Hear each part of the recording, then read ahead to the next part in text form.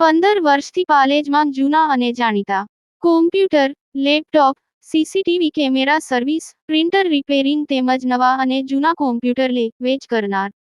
Admission form તેમજ તમામ સરકારી ફોર્મ ઓનલાઈન ભરી આપવામાં આવશે. નેત્રંગમાં ખેતરમાંથી ગુમ થયેલી મહિલાની દટાયેલી હાલતમાં લાશ મળી આવતા ચકચાર. પતિએ પોલીસ ફરિયાદ નોંધાવી. નેત્રંગ તાલુકામાં મોટા જાંબુડા ગામની સીમમાં એક હચમચાવી દેનારી ઘટના સામે આવી છે.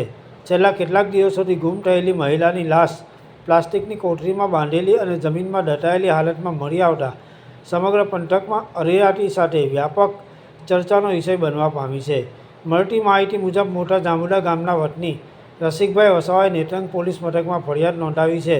જેમાં જણાવ્યું છે કે તેઓની પત્ની હસુમતી બહેન ગત તારીખ 28/2/2026ના રોજ બપોરના સમયે ખેતરમાં ઘાસ કાપવા માટે ગયા હતા, પરંતુ મોડી સાંજ સુધી પરત ફર્યા ન હતા. પરિવારજનો દ્વારા શોધખોળ કરવા છતાં તેમનો કોઈ પત્તો લાગ્યો ન હતો. ગઈકાલે સવારે જ્યારે પરિવાર અને ગ્રામજનો શોધખોળ કરી રહ્યા હતા, ત્યારે સીમમાં આવેલી એક આંબાવાડીના પાછળના ભાગે જમીનમાં કંઈક દાટ્યું હોય તેવું શંકાસ્પદ જણાયું હતું.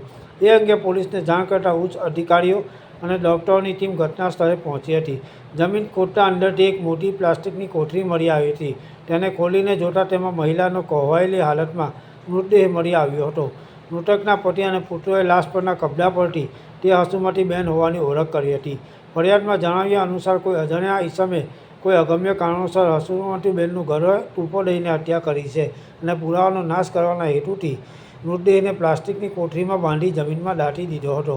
નેત્રંગ પોલીસે આ મામલે હત્યા અને પુરાવાનો નાશ કરવા અંગેનો ગુનો નોંધી વધુ તપાસ હાથ ધરી મૃતદેહને પીએમ અર્થે નેત્રંગ સરકારી દવાખાને ખસેડ્યો હતો. પોલીસે આ ગુના પાછળના કારણો અને આરોપીના શોધમાં વિવિધ દિશામાં તપાસના ચક્રો ગતિમાન કર્યા છે. પાલેજ ટાઈમ્સ, ભરૂચ.